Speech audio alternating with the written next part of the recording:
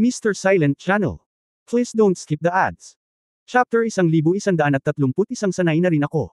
Sa isang cell. Si Master Kung Jing at ang kanyang mga disipulo ay nabilanggo ng mahabang panahon. Sa wakas, hinintay nila si Gobernador Shu, na agad na pinalibutan sila at sinabing, Prefect Shu, nandito ka pala. Pwede mo ba kaming paalisin?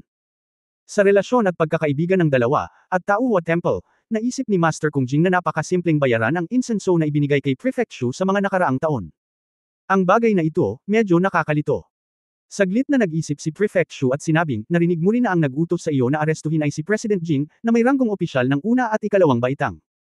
Hindi mabuti na i-blackmail mo ang sinuman, ngunit gusto mo siyang i-blackmail. Prefect Shu, hindi ko alam na siya iyon. Ang payat na monghe ay mukhang nanghihinayang at naisip sa kanyang sarili na hindi man lang niya isinulat ang mga salitang, ako si Presidente Jing, sa kanyang mukha. Kung alam kong siya iyon, hindi ako mangangahas na i-blackmail siya hanggang sa mamatay.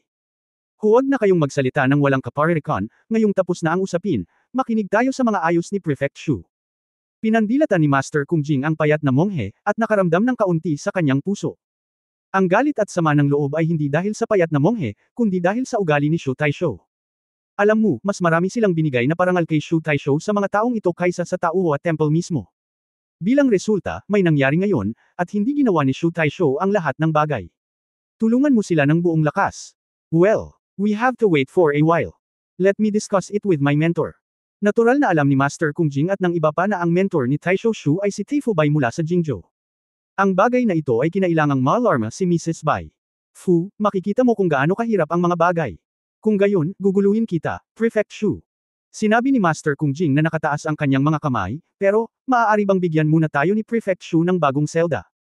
Kahit na maaari tayong magkaroon ng tigi-isang selda, di ba? Hindi walang muwang si Master Kung Jing, nakinig din siya. Sinabi niya na ang Jiangling Prison ay nahahati sa 3, 6, at 9 na baitang, at ang selda na kanilang tinitirhan ngayon, na parang pugad ng baboy, ay dapat ang pinakamasama. Para sa kadahilanang ito, mayroon din siyang napakalaking opinyon sa Prefect Shu sa kanyang puso, ngunit hindi niya ito nasabi ng malinaw. Well, may hindi ka alam. Ang selda ay naging tense kamakailan. Sa totoo lang napakahirap para sa akin na ilagay kayong 3 sa isang silid na mag-isa. Imposibleng gawin ko ito ng mag-isa. Natarante si Prefect Shu, na para bang wala siyang kabuluhan na si Master Jing at ang iba ay dapat magpasalamat na makatira sa silid na ito. Ngumisi si Master Kung Jing sa kanyang puso, dahil nang pumasok siya, nakita niya ang maraming mga selda na may mga kondisyon na higit na mabuti kaysa dito, at wala rin silang laman. Binuksan ni Gobernador Shu ang kanyang mga mata at nagsinungaling, na nagpalamig sa kanya. Gayunpaman, wala siyang pag-atake, dahil alam din niya na kailangang iuko ng mga tao ang kanilang mga ulo sa ilalim ng ambi, at hindi ito ang oras para saktan si Prefect Shu. Kung gayon, salamat Taisho Shu sa pagkuha ng problema. Haha, dapat. Nakangiting sabi ni Taisho Shu, at kasabay nito ay pinaikit niya ang kanyang mga mata at handa nang makarating sa punto, si Pangulong Jing ay bata at masigla, at maraming beses na hindi niya alam kung paano ito gagawin. Kumilos ayon sa sentido komun, para siya ay pumunta sa selda upang tanungin ka muli. Pagdating ng panahon, ulitin mo lang ang sinabi niya sa bundok ngayon, at huwag gagawa ng mga extraneous na bagay. Sa pagkakataong ito, gusto lang sabihin ni Prefect Shu sa iyo. Natatakot siya na kung biglang dumating si Jing Zi, may sasabihin si Master Kung Jing na hindi niya dapat sinabi. Huwag kang mag-alala, Prefect Shu, alam ko ang lahat ng ito sa aking puso. Tahimik na sabi ni Master Kung Jing. Tumango si Prefect Shu ng may kasiyahan, Master Kung Jing, gamaan pa rin ang loob ko. Aayusin ko ang iba pa sa lalong madaling panahon at sisikapin kung mailabas ka sa bilangguan sa lalong madaling panahon. Palalayain kita sa lalong madaling panahon kapag umalis si President Jing kay Jiangling. Maraming salamat, Gobernador Shu. Master. Nagmura si Kung Jing sa kanyang puso, dahil alam niyang makukulong lamang sila hanggang sa umalis si Jing Zi sa Jiangling, ngunit sa huli ay sila ang pinakamabilis pagdating sa lugar ni Governor Shu. Bukod dito, sinabi rin niyang hinahanap niya si Tifu Bai at inasikaso ang mga bagay-bagay. Ano ang pagkakaiba nito at hindi naghahanap ng sinuman? Haha, kung isa sa alang-alang ang aming relasyon, Master, hindi mo kailangang maging magalang.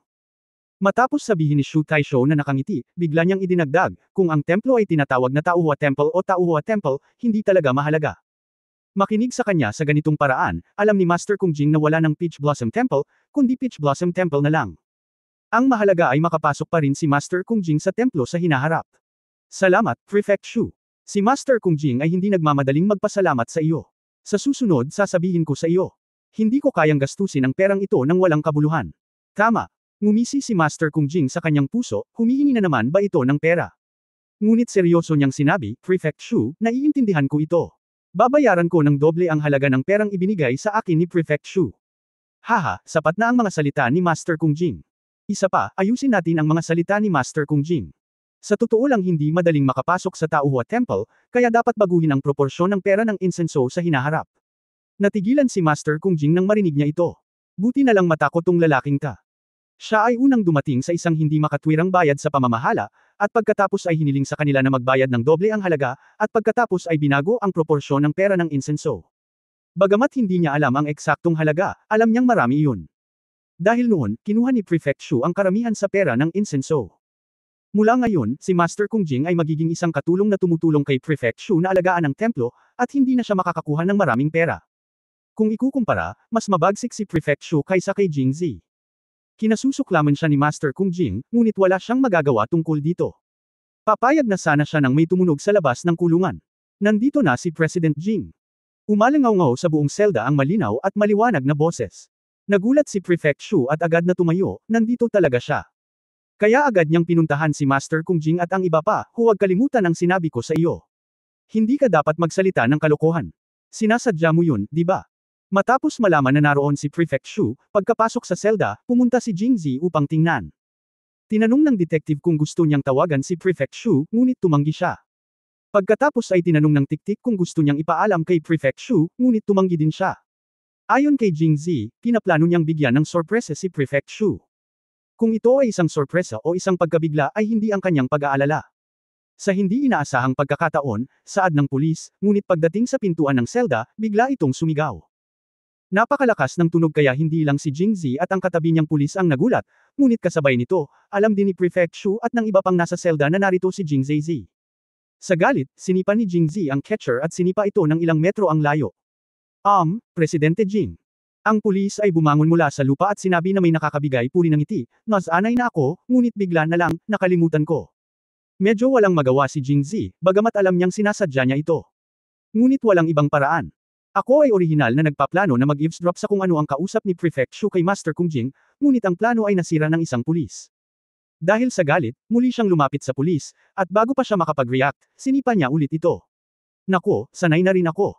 Kabanata 1132 Inspection.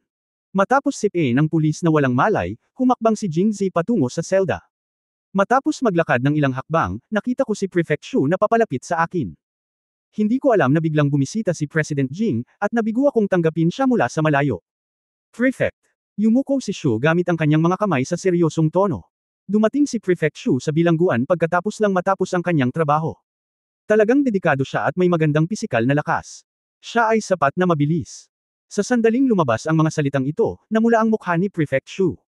Nang marinig ng mga detective sa paligid niya ang mga salita ni Jing Zi, naramdaman nilang pinupuri ni Jing Zi si Prefect Shu. Iisipin ng mga mas matalinong si Jing Zi ay sarcastic tungkol kay Prefect Shu, ngunit hindi nila akalain na talagang niloloko ni Jing Zi si Shu. Iyan ang trabaho ng Prefect. Malamang na naiintindihan mismo ni Prefect Shu, dahil nakita ni Jing Zi ang lahat ng masasamang bagay sa pagitan nila ni Mrs. Feng. Lalo na, isang iglap lang mula nung hinubad niya ang kanyang pantalon hanggang sa dulo, at nakita rin ito ni Jing Zi. Dapat. Sa unang round ng confrontation, pinagpapawisan na naman si Prefect Shu. Noon lang niya napagtanto na may pagkakaiba sa ranggo sa pagitan niya at ni Jing Zi. Ano ang ginagawa mo sa bilangguan, Prefect Shu? Unang tanong ni Jing Zi. President Wei Jing, bibisitahin ko ang mga selda araw-araw kapag may libreng oras ako. Una, titingnan ko ang kapaligiran ng mga selda, at pagkatapos ay titingnan ko ang mga kondisyon ng mga bilanggo, at pagkatapos ay makikipag-usap ako sa bawat bilanggo upang malaman kung ano ang iniisip nila. Sa ganitong paraan, kapag nagtatrabaho tayo sa hinaharap, epektibo nating mag-abayan ang mga tao at maiwasan ang krimen. Kung tutusin, opisyal siya. Ang mga opisyal na klise na ito ay lumalabas sa bibig ni Shu, at sila ay walang kapintasan at parang totoo. Ay, oo, mukhang may ilang mga brush pa si Prefect Shu. Ilang, mga brush. Bakit parang sumpa ito? Dahil kung karaniwan mong sasabihin ang ilan, ang salitang G ay dapat na nasa isang inflected na tono, ngunit sinabi ito ni Jing Zi sa payak na tono. Hindi ba't isa lang itong sumpa? Lihim na pinagalitan ni Prefect Shu si Jing Zi dahil sa pagiging walang hiya niya, ngunit may ngiti sa kanyang mukha. Natapos na ba ni Prefect Shu ang kanyang inspection? Hindi pa tapos. Nag-isip sandali si Prefect Shu at sinabing, dahil natatakot siya na kapag sinabi niyang tapos na ang inspection, itataboy lang siya ni Jing Zi. Sino ang nakakaalam kung ano ang gagawin ni Jingzi sa selda? Gayunpaman, ngayon lang niya sinabi kay Master Kung Jing at sa iba pa, kaya hindi siya natatakot na magtanong pa si Jingzi, ngunit palagi niyang nararamdaman na mas magaan ang pakiramdam niya kung susundin niya sila. Hindi pa tapos, bakit ka gumagala dito? Matapos mapag-alitan ni Jingzi, nagpatuloy lang si Prefect Shu sa pagpapatrolya, ngunit walang nagawa si Jingzi at sinundan lang siya, na ginawang Prefect Shu Alexander dahil bakit siya kadalasang nagpapatrol sa mga selda. Casual lang ang sinabi niya para linlangan si Jingzi. Pero ngayong ipinagmalaki na niya si Haiko, kagatin na lang niya ang bala at magpatrolya. Gayunpaman, ito ay simula pa lamang. Ilang cell pa lang ang binisita niya, at hindi nasisiyahan si Jingzi sa likod niya. Prefect Shu, hindi mo ito magagawa. Hindi ba't sinabi mo lang na kapag nagpapatrol ka sa mga selda, dapat mong bigyang pansin ang pakikipag-usap sa mga bilanggo at unawain kung ano ang iniisip nila? Bakit ka umalis ng ganun-ganun lang? O sinabi mo na nagsinungaling lang si Prefect Shu? Ako lang, hindi ka talaga nagpapatrolya sa mga selda tuwing weekdays. Frank ka na sabi ni Jingzi, mukhang agresibo. Natarante rin si Prefect Shu sa sinabi niya. Masasabi lang niya, iyon. Presidente Jing. Paano magsisinungaling ang mababang opisyal sa mga tao? Sumusumpa siya sa kanyang puso, wala sa mga taong pinagsinungalingan ko ay tao. Pagkatapos maging komportable, sinabi niya, kaya lang kasi katabi ko si President Jing, medyo kinabahan ako, kaya halos nakalimutan kong kausapin ang bilanggo. Oh, ganoon ba? Huwag kang mag-alala, Gobernador Shu, hindi ako ganito. Mabangis na hayop, bakit ka kinakabahan? Gawin mo na lang ang karaniwan mong ginagawa ngayon, huwag kang matakot sa akin. Hayaan mong tingnan kung mabuti kung paano gumagana si Prefect Shu tuwing weekdays. Kung ito ay gumagana ng maayos, sasabihin ko sa iyo pagkatapos kong bumalik sa Jingzhou. Dapat akong sumulat sa iyong kamahalan, Gobernador, hindi lang kaya kung ipatupad ang mga pamamaraan. Walang pag-iimbot na sabi ni Jingzi. Maraming salamat po. Si Prefect Shu ay lubos na nagpasalamat sa kanya at sinimulan ang kanyang normal na inspection. Ngunit lahat ng mga bilanggo na nahuhuli sa bilangguan, kahit na hindi sila masasama o karumal-dumal na kriminal, ay magiging suwail at hindi masunurin sa disiplina. Bilang karagdagan, si Prefect Shu ay isang hambog. Kailan siya bumisita sa mga bilanggo tuwing karaniwang araw? Hindi banggitin ang komunikasyon at komunikasyon. Sa makatuwid, ang inspection tour ni Prefect Shu ay puno ng mga tagumpay at kabiguan mula sa simula. Ang mga preso ay parang tiyuhin, nakahiga sa gulo sa selda. Nang makita silang pumasok, hindi nila ipinakita ang kababang loob ng mga ordinaryong tao matapos makita ang mga opisyal. Sa halip, nagmukha silang isang nakataas ang kilay at nakataas ang mga mata, parang nanunood ng unggoy na tumatawid sa kalsada. Muling nakaramdam ng matinding pressure si Gobernador Shu.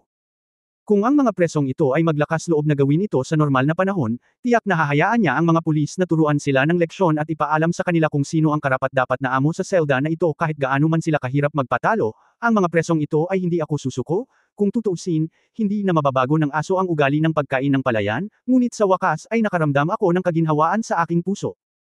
Pero ngayong sinusundan na ni Jingzi, kailangan pa rin niyang magpakita ng mabait na tingin, paano niya ito sasampalin gaya ng sinasabi niya. Matapos aliwin ang mga bilanggo sa magkasunod na selda at hindi pinansin, ang mukha ni Prefect Shu ay kasing dilim ng ilalim ng isang palayok. Gayunpaman, hindi siya dadamay ni Jingzi. Sa halip, nagtanong siya, Prefect Shu, hindi ka magaling dito. Walang pumapansin sa iyo. Nagpapatrol ka ba talaga o nagkukunwaring nagpapatrol ka? Talagang nagpapatrolya. Pinunasan ni Prefect Shu ang pawi sa kanyang ulo, at pagkatapos ay sinabi, President Jing, isipin mo, ang mga bilanggo na ito ay hindi masyadong matipid sa gasolina, kung hindi sila naaresto. Bukod dito, noong sila ay arestuhin, sigurado ako sa opisyal na may sama ng loob, pagkatapos ng lahat sila ay inaresto ng mga nakabababang opisyal, at normal na hindi nais na makita ang mga nakabababang opisyal.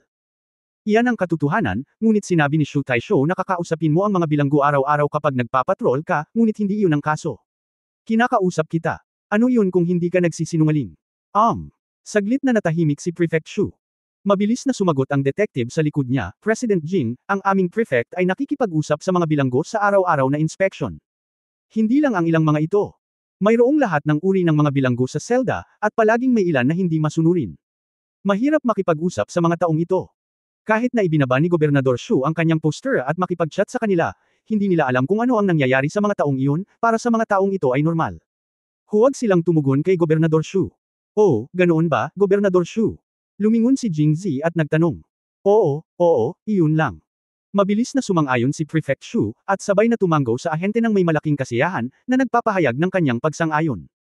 Kung ganoon, ang bilanggo na maaaring makipag-usap kay Gobernador Shu ay dapat na nasa likod, tama. Maghintay at tingnan natin. Kabanata 1133 Kalbo ang ulo. Sa sandaling matapos magsalita si Jingzi, bumalik muli ang pressure kay Prefect Shu. Bahagya akong nakapasa sa unang antas, ngunit paano ang susunod? Ang mga bilanggo sa harap ay walang malasakit kay Gobernador Shu, ngunit ang mga bilanggo sa likuran ay maaaring makipag-usap sa kanya ng maayos. Inakala ni Prefect Shu na imposible, ngunit mayroon siyang arrow sa string at kinailangan niyang bumaril. Kahit alam niyang hindi makikipagtulungan ang mga taong ito sa kanyang trabaho, kagatin lang niya ang bala at magpatuloy. Sa wakas ay nagsalita ang bilanggo sa susunod na selda sa ilalim ng magiliw na pakikiramay ni Prefect Shu. Emph, opisyal ka talaga, mapagkunwari ka lang. Hindi, kung napakabait mo, bitawan mo kami. Ito ay peking kabaitan lamang. Nagsimula siyang magsalita, ngunit ang kanyang mga salita ay hindi how nice it sounds. Matapos marinig ito, naging pangit ang mukha ni Prefect Shu. Huwag mong ipilit ang sarili mo. Dahil sa kabaitan ni Gobernador Shu kaya siya pumunta para magpahayag ng pakikiramay sa iyo. Hindi niya alam kung ano ang mabuti at kung ano ang mabuti. Hindi makapagsalita si Gobernador Shu dahil kasama niya si Jingzi. Gayunpaman, hindi na napigilan ng katabi niyang pulis at direktang nagpaputok. Spray. Oh, kung gayon kailangan naming magpasalamat sa iyo. Oo, salamat sa pagkulong sa amin. Napakabait mo, salamat sa lahat. Ikaw, kalimutan mo na, kalimutan mo na. Nais ng tiktik na magsabi ng ilang masasakit na salita, ngunit naputol ito ni Prefect Shu, sa takot na may isa pang salungatan na sumiklab mamaya, at hindi ito magtatapos ng maayos sa harap ni Jingzi. Prefect Shu, huwag kang kabahan, ang mga taong ito ay matigas ang ulo. Inaliw ni Jingzi si Prefect Shu, pagkatapos ay itinuro ang mga hilera ng mga cell sa likod at sinabing, pero hindi bale, napakaraming bilanggo ang naiwan, kaya subukan mo lang isa-isa, Prefect Shu. Palaging may magandang bagay. Nasa mahirap na sitwasyon si Gobernador Shu. Mukhang wala na siyang choice kundi bisitahin ang bawat selda. Ang condolence ay nagpatuloy, ngunit ang epekto ay malungkot pa rin. Nang dumaan sa isang selda sa sulok, parehong pinili ni Prefect Shu at ng pulis na pabilisin ang kanilang lakad at direktang dumaan sa harap ng selda ng walang tigil. Maghintay. Nakita ito ni Jingzi at agad na huminto. Prefect Shu, wala bang cell dito? Bakit hindi mo ipahayag ang iyong pakikiramay? Presidente Jing. Inaayos ni Prefect Shu ang kanyang mga salita, at nanguna ang pulis at sinabing, President Jing, lahat ng tao sa mga sel na ito ay seryoso silang mga kriminal, kaya hindi na kailangan ng pakikiramay. Lumiwanag ang mga mata ni Jingzi at nanatiling kalmado ang kanyang mukha, mali ito, Prefect Shu. Ang mga seryosong kriminal ay nangangailangan ng pakikiramay upang ipakita na pantay-pantay ang pakikitungo ni Prefect Shu sa lahat. Bakit, hindi ba kailanman nagpahayag ng pakikiramay sa kanila si Taisho Shu? Ang pakikiramay ay ipinarating. Nagmamadaling sinabi ni Taisho Shu, ito na lang na lagi kong pinipili na ipahayag ang aking pakikiramay sa mga seryosong kriminal na ito, kaya ngayon ko lang nais na lampasan muna sila, ngunit dahil nagsalita na si Pangulong Jing, ipahayag muna natin ang ating pakikiramay sa kanila. Jing. Pinalakpakan ni Zi ang kanyang mga kamay at sinabing, tama.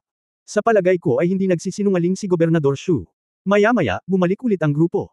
Oh, hindi ba ito si Gobernador Shu? Pagbalik nila sa selda sa sulok, bago pa makapagsalita si Gobernador Shu, nagsalita muna ang mga tao sa selda. Sumilip si Jingzi sa loob at nakita na ang taong nagsasalita ay isang kalbong lalaki na may masamang mukha at mabangis na ekspresyon. Mukha siyang mahirap pakisamahan. Sa oras na ito, alam din ni Jingzi kung bakit ayaw ni Prefect Shu na pumunta sa mga sel na ito upang mag-alok ng pakikiramay. Lahat sila ay tinak sa tagiliran. Ngunit napakasaya ni Jingzi. Kalbu, narito ang aming prefect upang makita ka, mangyaring maging tapat. Marahil dahil sa takot na magsalita ang kalbong ulo ay nagsalita ng maaga ang pulis, na para bang binabalaan siya.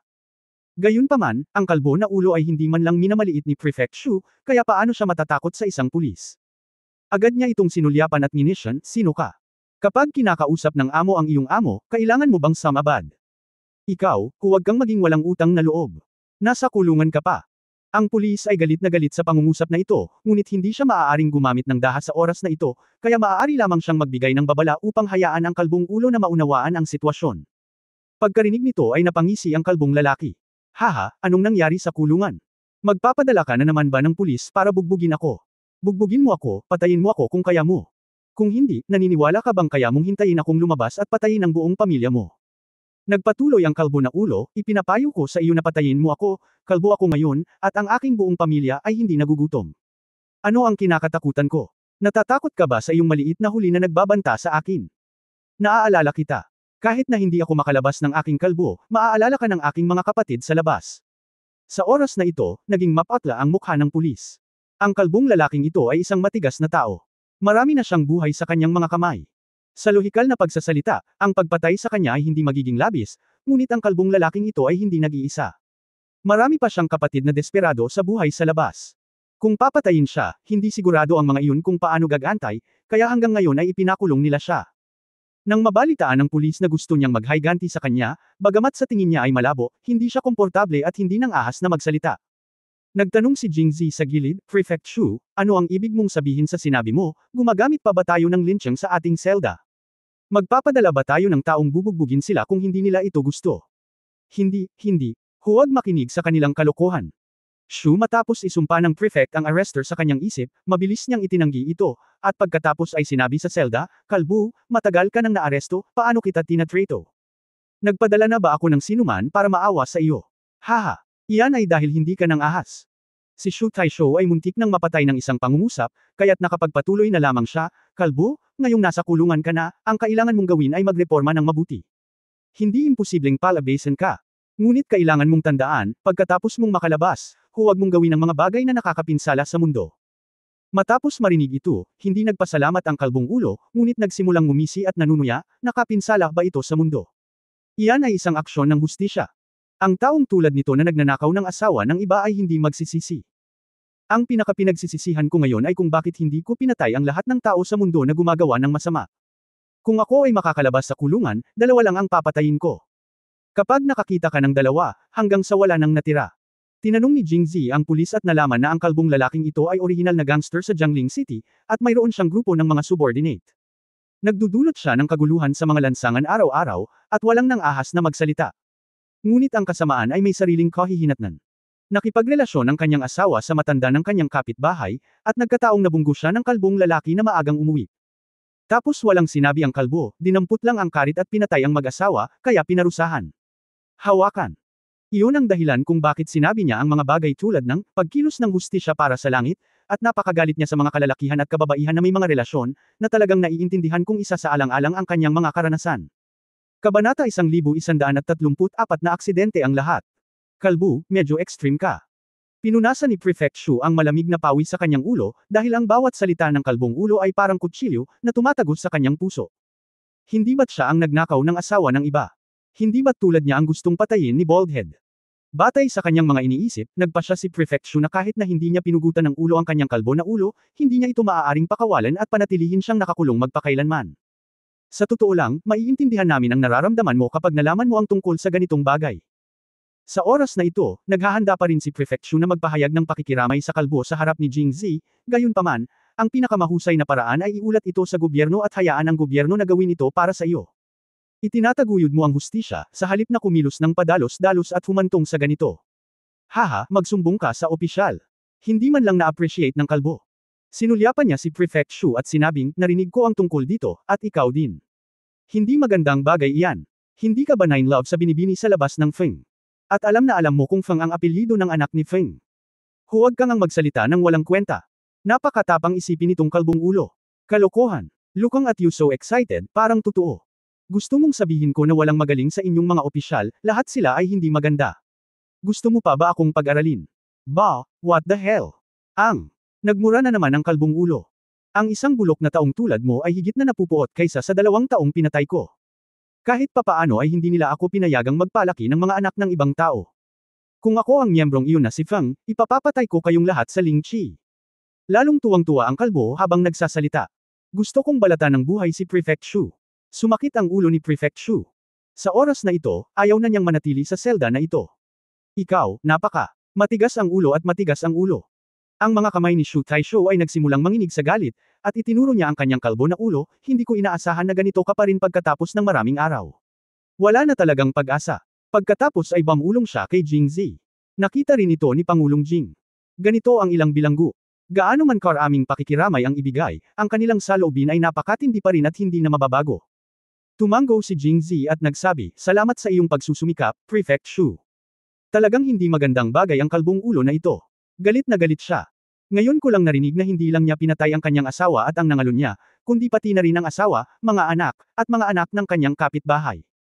Tumango si Taisho Shu at sinabing, oo, ang asawa ng kanyang kapitbahay ngayon lang.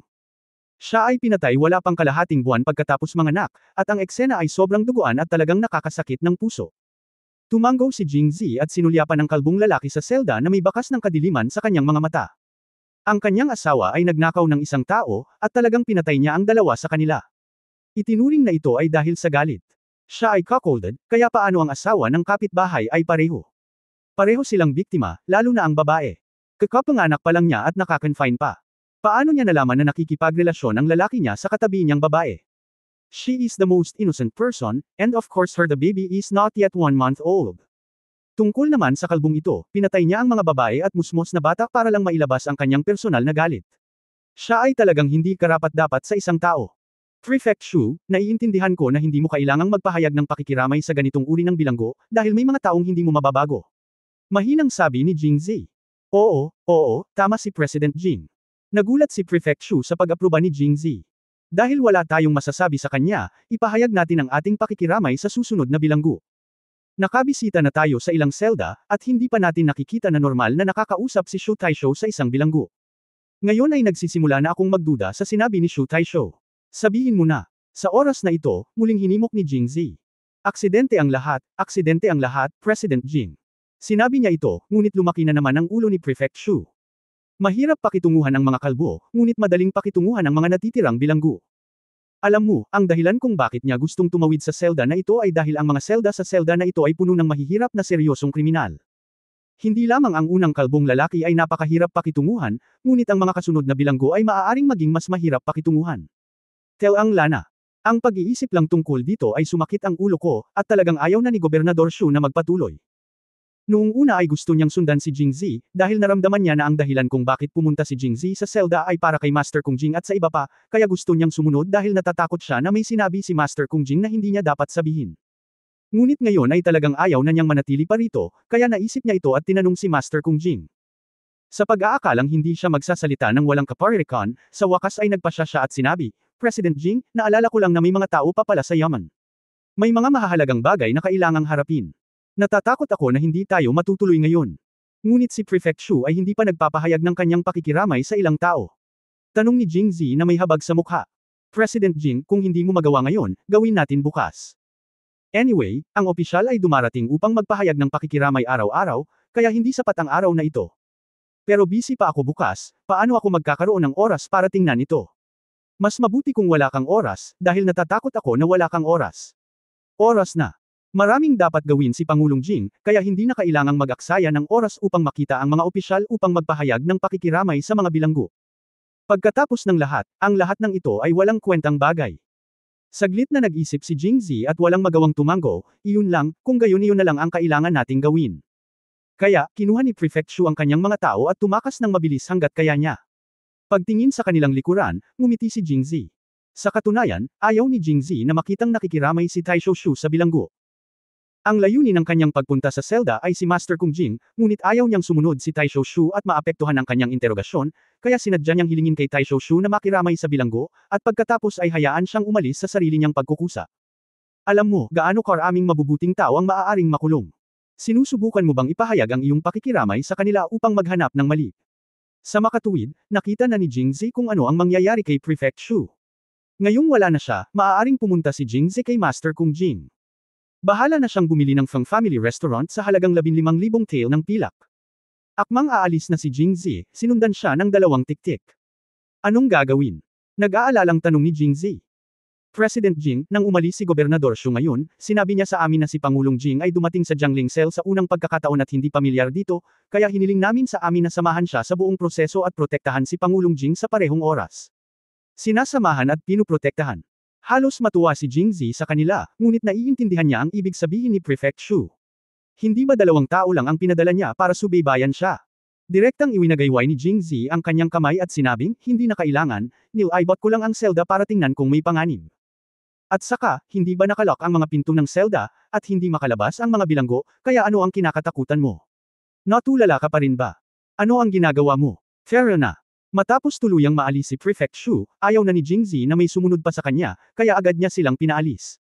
Pero sabi ni Prefect Shu, ano, akin pa rin ba ang opisyal na titulo ni Prefect Shu? Hindi ka man lang ba nakikinig sa akin? Bilasan mo, huwag mo akong sabihin sa pangalawang pagkakataon. Oo, Presidente Jing. Matapos marinig ito, hindi na naglakas loob ang 2 tiktik na manatili pa at umalis. Kabanata 1135 Karapat-dapat kang mamatay. Habang pinapanood ang dalawang tiktik na umalis, at siya na lang ang natitira sa selda maliban sa mga bilanggo, napangiti si Jingzi.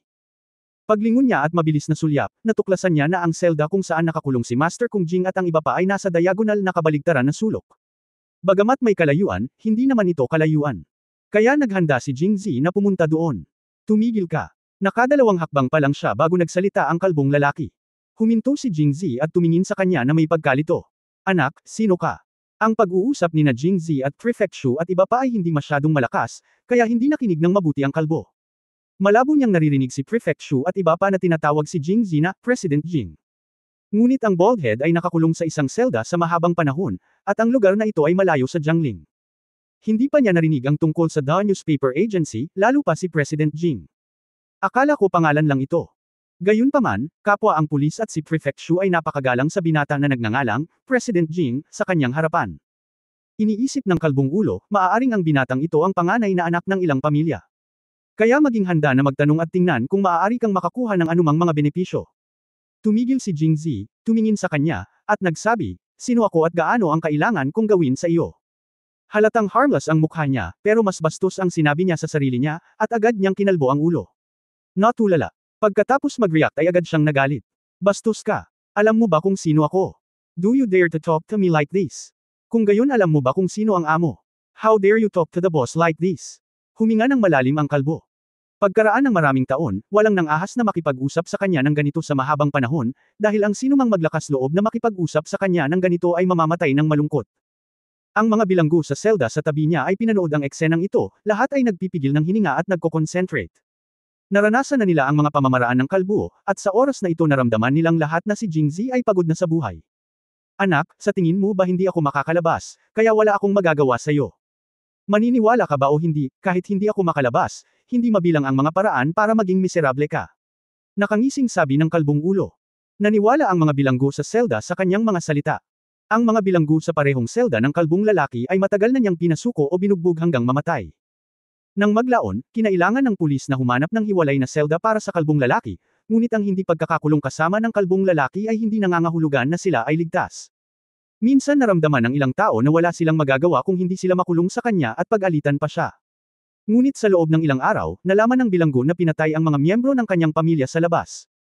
Noong panahong iyon, alam ng lahat ng mga bilanggo ang mga pamamaraan ng kalbo. Ito ang dahilan kung bakit siya orihinal na hinatulan ng kamatayan, ngunit ang gobyerno ay hindi kailanman nang ahas na patayin siya.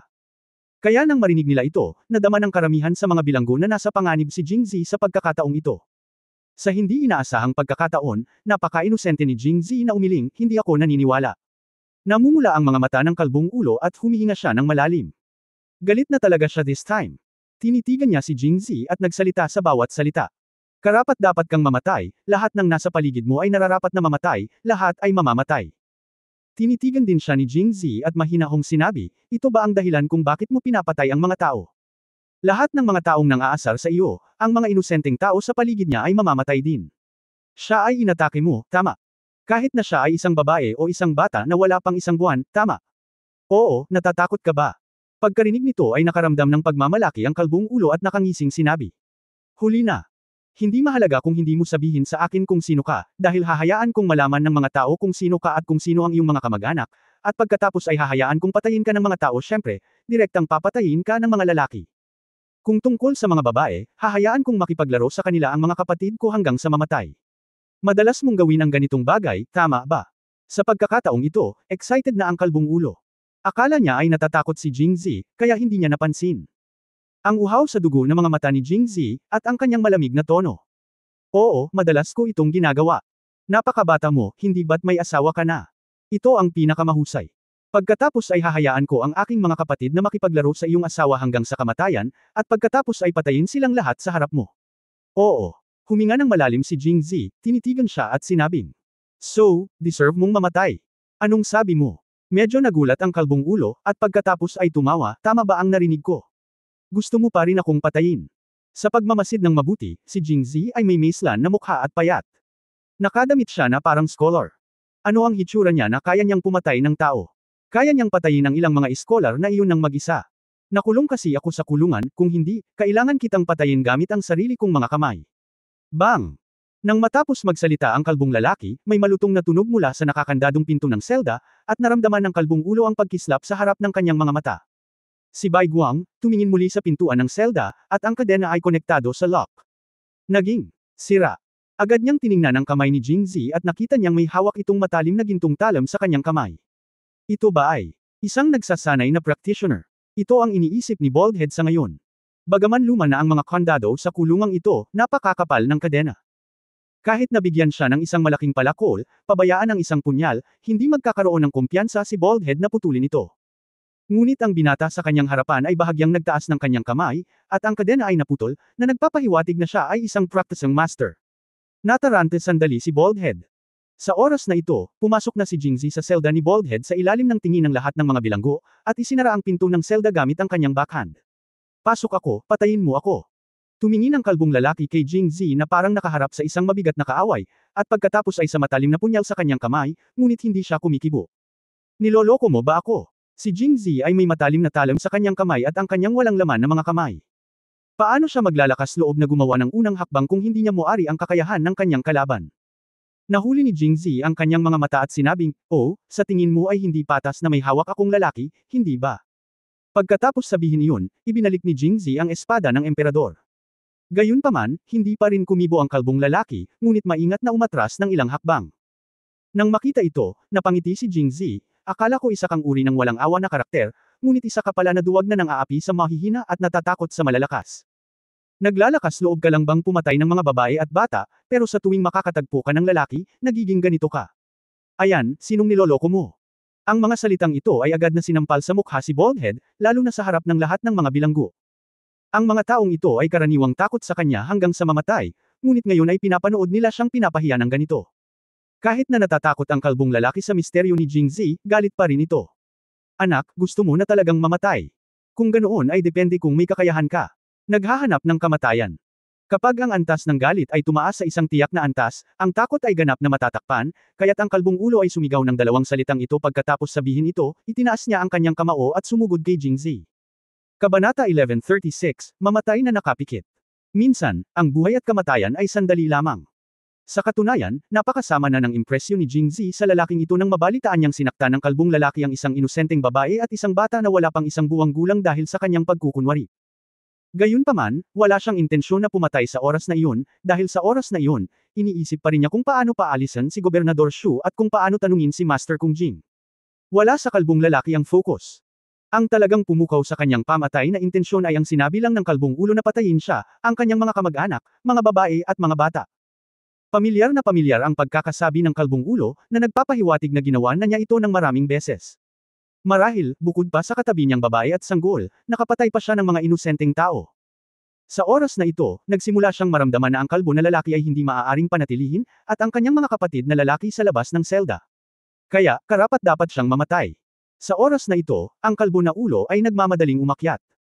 Bilang isang gangster, ang Baldhead ay nagawang tumakbo ng talamak sa mga lansangan ng Jiangling City. Bilang karagdagan sa kanyang malupit na lakas at kalupitan, ang pinakamahalagang bagay ay natutunan din niya ang ilang dayuhang martial arts.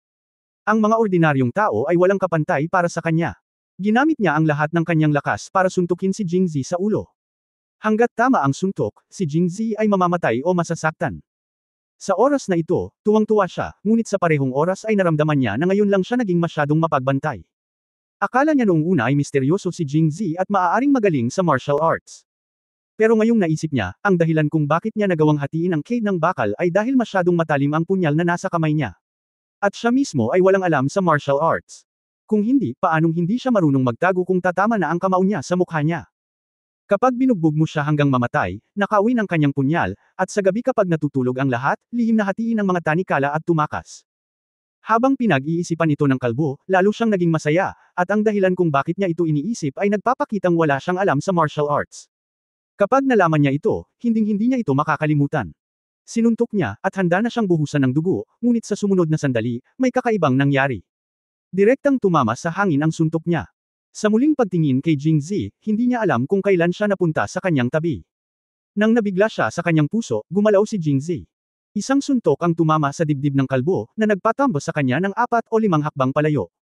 Sa lakas ni Jingzi, kung talagang sumuntok siya ng buong lakas, hindi banggitin ang 4 o 5 hakbang, natatakot akong pati ang selda na ito ay matamaan. Siya ay bumagsak, ngunit hindi siya gumamit ng anumang panloob na lakas, kaya't siya ay lumaban sa katawan ng isang ordinaryong tao, dahil si Jingzi ay natatakot na ang kalbo na ulo ay mamatay ng masyadong mabilis, at na ang kalbo na ulo ay hindi makakatikim ng pakiramdam ng pagbugbog sa isang pulpol. Isang malakas na suntok sa dibdib ang natanggap ng kalbong ulo. Nakaramdam siya ng paninikip sa kanyang dibdib, at pagkatapos ay nagluwa ng isang subaw ng dugo, ngunit bago siya makahinga, dumating ang pangalawang suntok ni Jingzi. Pagkatapos ng unang suntok, napaatras ng 4 o 5 hakbang si Bald Head. Mas malakas ang puwersa ng pangalawang suntok kaysa sa unang suntok. Ang Bald Head ay direktang nataman sa sulok, at ang likod ng kanyang ulo ay tumama ng malakas sa dingding, halos himatayin. Nawala ang kanyang lakas sa pakikipaglaban ng hindi man lang nahawakan si Jingzi. Napasandal siya sa pader, pakiramdam niya ay nagwawala ang buong katawan niya. Hindi na siya nakahawak at muntik na siyang mahulog sa lupa. Sa oras na ito, dumating din ang ikatlong suntok, ika-4 na suntok ni Jingzi, at ang pang-5, ika-6 at ika-7 suntok na sumunod, pilit na idiniin ang katawan ng kalbong ulo na malapit ng bumagsak sa dingding gamit ang kanyang mga kamao. Ang mga suntok ay dumampi sa laman, at ang mga suntok ay nakakita ng dugo. Ang lakas ng bawat suntok ay makikita sa pamamagitan ng tunog ng bangbang. Ang mga bilanggo sa mga nakapaligid na selda ay lahat ay natigilan, walang magawang nakatingin sa kalbong lalaki na dati nang nangingibabaw sa kanilang lahat. Ay sinuntok sa dingding ng isang hindi mahahalata na binata. Habang humahampas si Jingzi ng mabibigat na suntok, na puno ng dugo ang kalbong ulo. Matapos suntukin ni Jingzi ang hindi kilalang beses, sa wakas ay tumigil siya. Nang huminto siya ay bumagsak ang kalbong ulo sa lupa. Humihingal siya ng husto, ngunit kakaunti ang hangin na pumapasok. Ang kanyang naghihingalong anyo ay parang refleksyon ng isang tao bago mamatay, na nagpapakita kung gaano kahirap si Jingzi ay pinalo. Lumuhod si Jingzi at tumingin sa kanya, at sinabi sa malamig na boses, "Sabi ko, karapat-dapat kang mamatay. Huwag kang mag-alala, at ang iyong mga kapatid, ipapadala ko sila upang makita ka sa lalong madaling panahon." Matapos marinig ito, matigas ang ulo ng kalbo. Inangat niya ang kanyang ulo, gustong tingnan muli si Jingzi, ngunit itinaas lang niya ang kanyang ulo sa kalagitnaan ng ang huling suntok ni Jingzi ay bumagsak sa hangin at direktang tumama sa kanyang ulo. Bang! Tumalsik ang dugo kung saan-saan, at nakahiga ang kalbong lalaki, na may dugo sa buong katawan at mukha. Ang kanyang mga mata ay dilat, at ang kanyang mga pupil na hindi pa ganap na lumalawak ay puno ng takot. Talagang hindi siya mapakali. Sa selda, napakatahimik. Ibinuka ng lahat ng mga bilanggo ang kanilang mga bibig at tumingin kay Jingzi na may komplikadong mga mata. Karamihan sa mga bilanggo na nakakulong ay may mga kaso ng pagpatay sa kanilang mga likod. Napakaraming eksenang labanan ang kanilang nakita at hindi sila natatakot na pumatay o mamatay. Ngunit ang mga taong tulad ni Jingzi na mahinahon na pumapatay ng mga tao sa sunod-sunod na suntok, sila ito ang unang beses na nakilala ko. Sa totoo lang, sa sandaling ito, lahat sila ay natatakot. Ang isang mabangis na masamang tao ay nagdudulot ng mas kaunting takot sa mga tao kaysa sa isang gwapong binata na may ngiti sa kanyang mukha, dahil hindi mo alam kung kailan siya kikilos o kung paano siya papatay. Si Jingzi ay naglabas ng isang pirasong papel mula sa kanyang damit paglabas niya sa Feng's restaurant, matalino siyang magdala ng ilang dagdag na piraso ng bigas at panulat, na ginagamit na ngayon. Pagkatapos panasan ng papel ang kanyang mga kamay, lumabas si Jingzi sa selda. Nagsimula siyang maglakad ng dahan-dahan sa koridor ng selda, at iniskan ang mga bilanggo sa bawat selda. Yaong mga bilanggo na dati ay labis na hinahamak si Prefect Shu at nang ahas pang tuyain siya, ngayon ay nakita si Jingzi na nakatingin, at lahat sila ay ibinaba ang kanilang mga ulo. Lakas ng loob na tumingin sa kanya. Si Jingzi ay labis na nasisiyahan dito. Parang ang ginawa lang niya ay talagang kumatok sa bundok para takutin ang tigre, hindi bundok ang kinatok niya, at most it was a small mount, at hindi sila tigre, at most they are monkeys. Pagbalik sa selda kung saan naroon si Master Kung Jing, ang tatlong monghe ay nakasiksik sa sulok ng selda, nanginginig. Kung tutusin, ito ang unang pagkakataon na nakita nila ng sarili nilang mga mata ang proseso ng pagpatay. Ngumiti si Jingzi at dirdiretsong naglakad patungo sa selda ni Master Kung Jing. Nabigla lamang si Master Kung Jing at ang iba pa matapos makita ang madugong paraan ng pagpatay ni Jingzi, at ang takot sa kanilang mga puso ay mas lalong lumala. Nang makita si Jingzi na naglalakad palapit sa kanila, mabilis na ibinaling ni Master Kung Jing ang kanyang ulo sa gilid at tahimik na nanalangin sa kanyang puso, nagdadasal na huwag pumunta si Jingzi sa kanila. Gayunpaman, tila napakaraming kasalanan ni Master Kung Jing. Kahit na siya ay nanirahan sa templo sa loob ng maraming taon, ang Buddha ay walang intensyon na protektahan siya. Marahil ito ay nagpapakita rin na ang Buddha ay mabisa pa rin at hindi magpoprotekta sa masasamang tao na gumagawa ng maraming masasamang bagay. Sa susunod na sandali, dumating si Jingzi sa pintuan ng selda, tumingin sa tatlong tao na nanginginig sa loob, at nakangiting sinabi, "Matandang monghe, narito ako para makita ka." Kabanata 1137 Ang Espada ng Emperador. Ang espada sa oras na ito, gustong umiyak ni Master Kung Jing. Kung tutuusin, bagaman siya at ang kanyang dalawang alagad ay hindi mabubuting tao, sila ay mga manlilinlang at manlilinlang, ngunit hindi sila kailanman pumatay ng sinuman. Ngayon lang, napanood nila si Jing Zi na pumatay ng tao sa brutal na paraan, na may malaking epekto sa kanila. Nagsimula ring magbago ang kanilang impresyon kay Jing Zi. Mula sa pagkapuot sa kanya, nagsimula silang matakot sa kanya.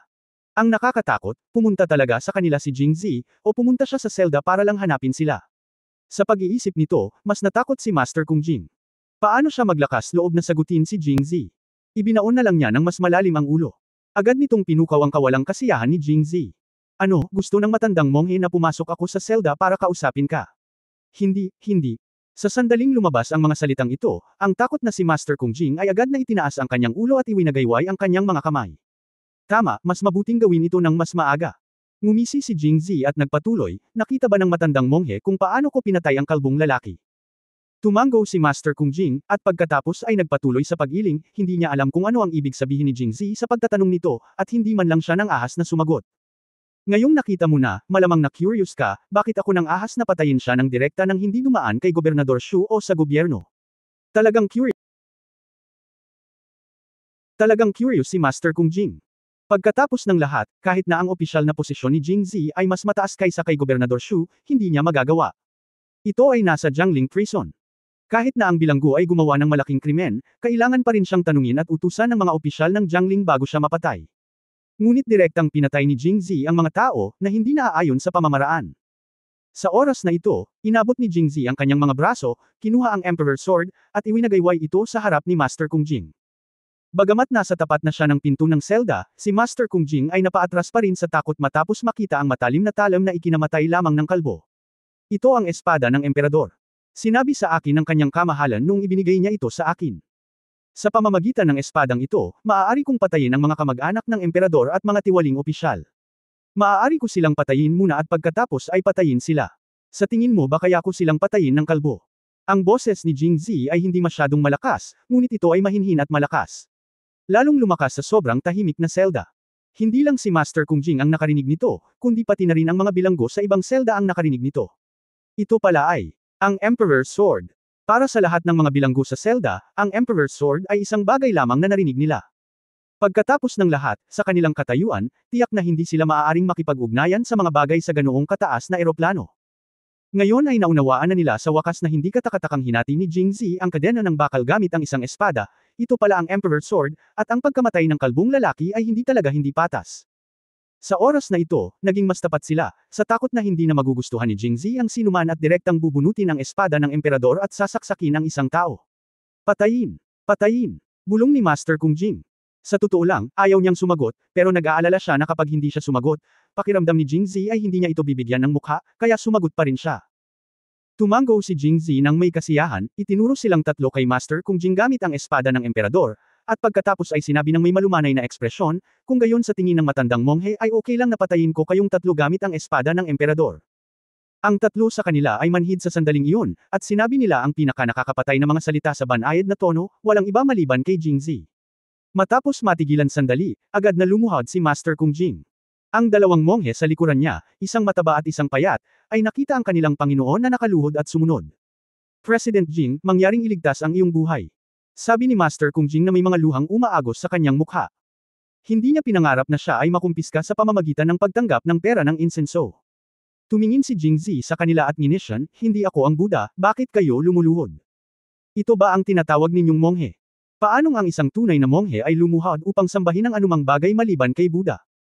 Sa makatuwid, sa ugat ng bagay, si Master Kung Jing at ang iba pa ay hindi itinuturing ang kanilang sarili bilang mga monghe mula sa kaibuturan ng kanilang mga puso. Gayunpaman, walang pakialam si Master Kung Jing at nagpatuloy siyang lumuhod, iniisip na kung luluhod ako sa Buddha, maaari akong magdala ng pera, at kung luluhod ako sa iyo, maaari kong hingin ang aking buhay. Kung ikukumpara sa buhay, ang pera ay hindi gaanong mahalaga. Nang makita si Master Kung Jing na seryosong lumuhod, si Jing Zi ay nagtaas ng mapang asar ng ngiti sa gilid ng kanyang bibig, at nagsabi, kakabisita ko lang sa maraming iskolar at nalaman ko na ang Peach Blossom Temple kung saan ka dati ay nakakuha ng maraming insenso sa pamamagitan ng iba't ibang mga pagtitipon ng tula sa paglipas ng mga taon. Ang pera ay higit sa 2,000 tael, ngunit ikaw, isang matandang monghe, ay nagbigay lamang ng pera sa iyo. Sabihin mo ngayon na kapag hindi mo ibigay ang ibang pera, papatayin kita. Matapos marinig ito, talagang gustong umiyak ni Master Kung Jing, hindi dahil sa takot, kundi dahil sa hinaing. Bagamat nakatanggap siya ng higit sa 2,000 tael ng insenso na pera sa mga nakaraang taon, o ilang 2,000 tael, ang perang ito ay hindi lamang napunta sa kanyang bulsa sa huli, at hindi niya nakuha ang karamihan nito. Bukod dito, si Master Kung Jing ay namumuhay ng isang napakarangyang buhay ng pribado sa mga nakaraang taon, at ganoon din ang nangyari sa kanyang 2 disipulo, kaya karamihan sa mga perang insenso na kanilang nakolekta ay nilustay nila. Yung 2,000 plus taels talaga sa kanila. Ang tanging natira. At ngayon, mahigit sa 2,000 tael ang kinuha ni Jingzi. Saan niya makukuha ang dagdag na pera para kay Jingzi? President Jing, wala talaga akong pera. Itinuro niya ang mataba at payat na monghe, kung ayaw maniwala ni President Jing, maaari mong tanungin ang aking 2 disipulo. At ngayon, si Tao Hua, ay si Jing na, President, si President Jing ay maaaring maghanap nito mismo. Oo, tama ang aming Panginoon, Presidente Jing. Tumango ang mataba at payat na monghe na parang manok na tumutusok sa kanin. Sumulyap si Jingzi kay Master Kung Jing at Ninishan, hahanapin ko ang iyong ina, hahanapin ko, sa tingin mo ba ako ay tanga? President Jing, ang aking ina ay bumalik sa kanluran sa loob ng maraming taon. Kahit na hindi ko alam kung bakit biglang binanggit ito ni Jingzi na ako ang aking ina, ngunit si Master Kung Jing ay nagpaliwanag pa rin ito ng seryoso. Pagmamay-ari ito ng kapatid mo. Tinanong ka ba ng labor at management? So si ate ang nagtanong. Pero wala akong kapatid. Nang iniisip ni Master Kung Jing kung paano sasagutin, muling sinabi ni Jingzi, matandang monghe, sa palagay ko ay hindi ka mabuting tao, ngunit tiyak na hindi ka masamang tao tulad ni Baldhead. Mukhang hindi magandang patayin ka ng direkta. Oo. Tuwang-tuwa si Master Kung Jing sa pagsusuri ni Jingzi at mabilis na tumango, mahusay na sinabi ni President Jing. Pero, hindi kita papatayin dahil nagsasabi ka ng totoo. Kung hindi ka magsasabi ng totoo, kailangan kitang patayin kahit ayaw ko. Naiintindihan mo ba? Oo, naiintindihan ko. Hanggat kaya pa niyang mabuhay, huwag sabihin ang totoo. Tumango si Jingzi na may kasiyahan, alam na halos natapos na niya ang interogasyon. Natakot din si Master Kung Jing. Hanggat hindi siya masyadong bobo, tiyak na magiging napaka-cooperative niya sa hinaharap. Sige, sabihin mo sa akin kung gaano karaming pera ng insenso ang nakolekta mo sa mga nakaraang taon, at sino pa ang kumuha ng pera ng insenso maliban sa iyo. Dahil doon, inalis ito ni Jingzi sa kanyang mga braso. Dumating ang bigas at panulat at iniabot sa selda. Kabanata 1138 ipinadala ka upang makita ang Buddha. Sa pagtingin sa papel at panulat na iniabot ni Jingzi, si Master Kung Jing ay natigilan. Magdala ka lang ng sarili mong Emperor's Sword, bihira lang talaga na may dalang papel at panulat. Gayunpaman, hindi natulala si Master Kung Jing dahil dito, dahil wala siya sa mood na mag-isip tungkol sa papel at panulat sa oras na ito. Ang mga salita ni Jingzi ay malinaw na gumagabay sa kanya para umamin kay Prefect Shu. Sa pag-iisip muli, pagkatapos na pumasok sina Jingzi at Prefect Shu sa bilangguan, wala siyang binanggit tungkol sa pagtatanong sa kanya. Sa halip, pinanood niya si Prefect Shu na, inaaliw, ang mga bilanggo at sa wakas ay tumakas. Hindi ba't sinasadya niyang makita ang tagpong ito para mapag-isa siya? Ilagay siya sa paglilitis. Sa pag-iisip nito, itinaas ni Master Kung Jing ang kanyang ulo at sumulyap kay Jingzi. Nabigla pa rin siya sa kanyang puso. Ang gayong batang lalaki ay may ganoong pag-iisip na naging dahilan ng pagkainggit at pagkatakot ng mga tao. Sumunod, natarante siya, dapat ba siyang umamin kay Gobernador Shu? Sinabihan lang siya ni Prefect Shu na huwag magsabi ng anumang bagay na walang kaparekan, at sinabing papaalisin niya siya kapag umalis si Jingzi. Ngunit, kaya ba niyang maghintay hanggang sa umalis si Jingzi? Kung hindi lang niya nakitang pinalo ni Jingzi ang kanyang kalbo hanggang mamatay, baka maniwala pa rin si Master Kung Jing kay Gobernador Shu, ngunit ngayon, hindi siya naniniwala dito. Sa halip, naramdaman niyang hanggat hindi siya nakikipagtulungan, talagang susuntukan siya ni Jingzi hanggang mamatay. Para naman kay Prefect Shu. Naisip muli ni Master Kung Jing nakakadating lang ni Prefect Shu. Paano nga ba niya gustong protektahan siya? Sa halip, patuloy nila siyang sinisiksik. Kung talagang nailigtas siya, ang naghihintay sa kanya ay isang mahirap na buhay sa pagbabayad ng kanyang mga utang. Sisigot ka ba? Kapag hindi ka sumagot, babawiin ko. Isang beses lang kita bibigyan ng ganitong pagkakataon. Si Jingzi ay may hawak na papel at panulat at tumambay sa paligid ng pintuan ng selda ng mahabang panahon, ngunit hindi umabot si Master Kung Jing. Medyo inis. Kukunin ko. Natakot si Master Kung Jing sa isang pangungusap lang kaya nagising agad siya at nagmamadaling inabot ang papel at panulat. Ikaw ang unang naging masama sa akin, kaya huwag mo akong sisihin sa pagiging hindi makatarungan. Halos kaagad, nagpa siya si Master Kung Jing na ibenta si Prefect Shu. Sa katunayan, ito ay madaling maunawaan. Pagkatapos ng lahat, ang likas na katangian ng tao, pagdating sa sariling interes, ang mga tao ay maaaring magbenta ng ibang tao, hindi banggitin na ito ay tungkol sa buhay ng tao. Nalaman ito ni Master Kung Jing. Marahil ay hindi kailanman nais ni Jing Zi na arestuhin siya sa simula, ngunit sa pamamagitan ng pag-aresto sa kanya sa wakas ay napabagsak niya si Prefect Shu. Kaya't hindi ba siya nakagawa ng isang meritorious na gawa sa pamamagitan ng pagtatapat kay Prefect Shu? Sa makatuwid, hindi lang niya gustong magbayad, ngunit gusto rin niyang magbayad ng mas malupit, para walang paraan para tumayo si Prefect Shu. Para naman kay Jing Zi, makikita sa ayaw niyang magbayad para sa mahabang insenso at sa paghahanap ng kanyang pera ng insenso na isa rin siyang tao na mahilig sa pera, kapag binitawan niya siya, magkusa siyang mag-apply para tulungan siyang alagaan ang Peach Blossom Temple, at pagkatapos ay ibigay na lang sa kanya ang pera ng insenso. Wala pang isang sandali, si Master Kung Jing ay hindi lamang nakaisip ng ideya para protektahan ang kanyang sarili at mabuhay, ngunit naisip din ang tungkol sa pag-unlad sa hinaharap. Kaya kinuha ko ang aking panulat at natuklasan ang problema. President Jing, walang tinta. Sa panahong ito, kung gusto mong magsulat, kailangan mo ng papel, tinta, panulat, at inkstone. Tulala si Jing Zi at gusto lang magdala ng papel at panulat. Siyempre, gusto rin niyang magdala ako ng inkstone, pero sobrang laki at wala talagang mapaglagyan. Kung itatago ko ito sa dibdib ko, mawawala na talaga sa paningin ko. Sa oras na ito, ayaw ni Jing Zi na lumabas at may maghatid nito, kung hindi ay tiyak na malalaman ni Prefect Shu ang tungkol dito, at kung papasok siya para pigilan ito, masasayang ang lahat ng dati niyang pagsisikap. Gayunpaman, hindi ito problema para kay Jing Zi. Sa ilalim ng mapagbantay na mga mata ng lahat ng mga bilanggo, bumalik si Jing Zi sa selda kung saan naroon ang kalbo na ulo na may hawak na panulat, pagkatapos ay dinampot ang malamig pa ring katawan ng kalbong ulo at direktang itinaas sa pintuan ng selda ni Master Kung Jing. Natakot si Master Kung Jing nang tingnan niya ang kalbong bangkay mula sa malayo, lalo pa sa ganoong kalayuan, kaya napaatras siya ng ilang hakbang dahil sa takot. Hindi siya pinansin ni Jing Zi, nilublab niya ang panulat sa hindi namumuong dugo ng kalbo na ulo, at pagkatapos ay ibinigay. Okay, kaya ko nang magsulat. Gayunpaman, labis na natakot si Master Kung Jing kaya lumiit siya sa sulok at hindi inabot ito upang kunin. President Jing, pwede bang? Itabi mo siya. Ako. Natakot ako. Bilasan mo at magsulat. Sinabi ni Jing Zi, kung hindi ka magsulat, itatapon ko siya sa iyong selda. Naniniwala ka ba? Sa sandaling ito, paano pa rin matatakot si Master Kung Jing? Mas mabuting nasa labas ang katawan kaysa nasa selda ang katawan, kaya hindi na siya naglakas loob na humingi pa. Siya ay suray pasulong, kinuha ang panulat at sinabi, magsusulat ako ngayon. Doon. Walang mga mesa at upuan sa selda.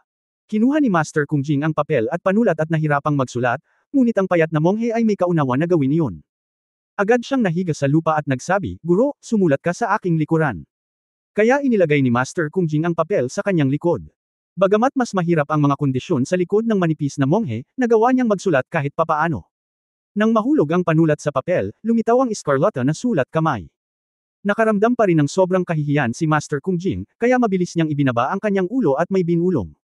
Namo Amitabha. Halos tumawa ng malakas si Jing Zi matapos itong marinig. Kung ganito ka, papansinin ka ba ng Buddha? Kaya't sinabi niya, matandang monghe, mangyaring itigil ang pagsamba kay Buddha. President Jing, ang kawawang monghe ay hindi sumasamba kay Buddha, ngunit humihingi ng tawad kay Buddha. Pagkatapos ng lahat, ito ang pinaka-hindi magandang tingnan para sa aming mga monghe. Haha! Ngumiti si Jing Zi ng mapang-asar, huwag kang mag-alala, matandang monghe, hindi mo pinatay ang lalaking ito. Bakit ka nagsusumamo kay Buddha na patawarin ka? Bukod pa rito, ang kalbong ito ay nakagawa ng lahat ng uri ng masamang bagay tuwing karaniwang araw, at hindi nakita ng Buddha na inalis siya. Marami ka ring ginawang masama, at hindi rin gagawin ng Buddha ang gayon. Painumin kita ng maanghang na pagkain. Ibinuka ni Master Kung Jing ang kanyang bibig, hindi alam kung ano ang sasabihin. Sa oras na ito, nagpatuloy si Jing Zi, gayon din, sa pamamagitan ng pagpatay sa kalbo na ulo, tinulungan ko talaga ang Buddha. Kung tutusin, ang Buddha ay hindi pumatay ng mga buhay na bagay. At ngayon ang isinulat ng matandang monghe na may dugo ng kalbo na ulo ay maaaring parusahan ang masasamang tao. Isa rin itong mabuting gawa. Paano siya masisisi ng Buddha? Sa puntong ito, biglang ngumiti si Jing Zi, kung talagang sinisisi siya ng Buddha, maipapaliwanag ito ng matandang monghe sa kanya ng personal. Kung hindi makahanap ng paraan ng matandang monghe, maaari kitang ipadala upang makita ang Buddha. Sadyang binigyang diin ni Jing Zi ang huling tatlong salitang, kilalanin ng Buddha, at natuwa si Master Kung Jing matapos itong marinig. Hindi, isusulat ko ito ngayon. Niloloko mo ba ako? Nasaan ang Buddha? Siyempre nasa langit. Sinabi ni Jing Zi na ipapadala niya si Master Kung Jing upang makita ang Buddha. Hindi ba't gusto niya lang siyang ipadala sa langit? Nang makitang naliwanagan na si Master Kung Jing, labis ding natuwa si Jing Zi, talagang matalinong tao ang matandang monghe. Kung gayon hindi ko na kailangang gumawa ng anuman. Nang magsusulat na sana si Master Kung Jing, idinagdag ni Jingzi, oo. Matandang monghe, ang nakumpiskang 2,000 tael ng pilak ay talagang sapat na para ikulong ka sa natitirang bahagi ng iyong buhay. Gayunpaman, kung ang iba ay tumanggap ng mas malaking pera mula rito kaysa sa iyo, maaaring may pagbabago, ngunit makikita mo kung gaano ito kalaki. Kabanata 1139. Ang mga salita ni Jingzi ay parang kutsilyong tumutusok sa puso ni Master Kung Jing. Sa oras na ito, alam niya na ang isa sa Pindaw at kapwa Daoist ay dapat mamatay. Talagang ayaw niyang mamatay, at kailangan niyang patayin si Prefect Shu. Dahil lang nang dumating si Prefect Shu upang bigyan siya ng mga tagubilin, hindi niya nakalimutang sugpuin siya at patayin, walang naramdamang pasanin si Master Kung Jing. President Jing, isusulat ko ito sa lahat ng oras na ito. 2 beses tumawa si Master Kung Jing, at pagkatapos ay nagsabi, gayunpaman, Presidente Jing, maaari mo ba akong bigyan ng ilang mga tip? Dahil higit sa kalahati ng pera ng insenso na nakolekta ng Taohua Temple ay ibinigay kay Prefect Shu, hindi ko alam kung gaano ang sinabi ni President Jing. Higit sa kalahati. Sandaling nag-isip si Jingzi at sinabing, halimbawa, sa templo kaninang umaga, nakakita kami ng kabuoang mahigit 2,000 tael ng pilak. Kung kumuha din si Prefect Shu ng 2,000 tael o 4 o 5,000 tael, hindi siya gaanong naiiba sa iyo. Kaya kung makonvict siya sa huli, halos magkaparehas lang kayong dalawa. Narinig ni Master Kung Jing na hindi ito mabuti. Sa paghusga mula sa saloobin ni Jingzi kay Prefect Shu, malinaw na gusto niya itong patayin. Kung siya ay katulad niya, hindi ba't kailangan din niyang mamatay? Kaya agad niyang sinabi, nagbibiro si Pangulong Jing. Nang sabihin kong higit sa kalahati, sinadya ko lang ito sa pangkalahatan. Sa katunayan, ang pera ng insenso na kinuha ni Prefect Shu ay higit sa kalahati. Oh, gaano pa ba? Bilang isang opisyal ng korte, Prefect Shu, at ang opisyal na posisyon ay hindi mababa, kung maglakas loob kang kolektahin ang pera ng insenso mula sa templo, kapag ito ay napatunayan, kailangan mong ayusin ang parusang kamatayan. Kayong mga matandang monghe, maliban kung ang pera ng insenso na nakolekta ni Shu Taisho ay magsisimula sa 10,000. Pangungusap. Nang marinig ito ni Master Kung Jing, nilinaw ni Jingzi na hinihiling niya sa kanya na dagdagan ang halaga ng pera ng insenso na sakam si Prefect Shu. Gayunpaman, si Master Kung Jing ay walang psikolohikal na pasanin dito, dahil si Prefect Shu ay talagang nakakuha ng malaking bahagi ng pera ng insenso sa paglipas ng mga taon, at ito ay higit sa 10,000 tael. Sa kabutihang palad, narito si Jingzi upang tanungin siya. Kung tinanong niya muna si Taisho Shu, naniniwala siya na tiyak na magsasalita si Taisho Shu tungkol sa kanya. Kaya dapat silang dalawa ang panganay na kapatid, hindi ang pangalawang kapatid. Kung tutuusin, sinusubukan lang nilang mabuhay. Ito ay hindi isang kahihiyan. Nakapagdesisyon na si Master Kung Jing. Hindi siya nagmamadaling isulat muna ito, ngunit nagpa siya na alamin ang background ni Jingzi. Kaya't sinisiyasat niya, President Jing, ang Prefect Shu na ito ay nagnakaw ng 10,000 tael ng insenso na pera mula sa Taohua Temple. Sa tingin mo, marami ba ito o mas kaunti? Marami. Tumango si Jingzi, kung si Prefect Shu ay nag-iisa-isang tao ay naging gaamon lamang sa 10,000 taels, ngunit kayong tatlo, matandang monghe, ay naging gaamon ng higit sa 2,000 taels. Ang kasakiman ni Prefect Shu lamang ay higit sa 10 beses kaysa sa iyo ng nag-iisa. Kaya kung si Prefect Shu ay mapupugutan ng ulo, paano pa kaya kung ikaw ay makukulong habang buhay? Iiyak na si Master Kung Jing. Ang dahilan kung bakit siya matulungin ay hindi lamang para makakuha ng habang buhay na sentensya. Gayunpaman, natutuwa din siya na siya ay matalino. Sa kabutihang palad, sinubukan niya ang kakayahan ni Jingzi. Sinabi ni Jingzi na dapat ay hindi siya nasisiyahan sa halagang ito. Kaya agad niyang binago ang kanyang mga salita at sinabing, President Jing, tumatanda na ako, at medyo luma na ang memorya ko. Naalala ko lang na ang 10,000 tael na ito ay kasakiman lamang ni Prefect Shu sa huling yugto, at marami pa sa maagang yugto. Oh, ilan pa ba? Sumulyap si Jingzi kay Master Kung Jing at naisip, alam mo ang totoo. 5,000 taels. Nagpatuloy si Master Kung Jing sa pagsubok. Sa katunayan, ang halagang ito ay halos malapit sa pera ng insenso na talagang nilustay ni Prefect Shu. Hindi ito magiging higit pa kung ito ay higit pa, at tiyak na hindi ito magiging mas mababa kung ito ay mas kaunti. 15,000 taels. Matapos sabihin ito ni Jingzi, medyo nasasabik pa rin siya. Kung tutuusin, ang halagang ito ay kapareho ng halaga sa warrant letter na hiniling niya kay Mrs. Feng na isulat noon, na nagpapakita na mayroon pa rin siyang foresight. Gayunpaman, hindi siya nasisiyahan dito. Hindi ko inaasahan na si Prefect Shu ay sobrang sakam.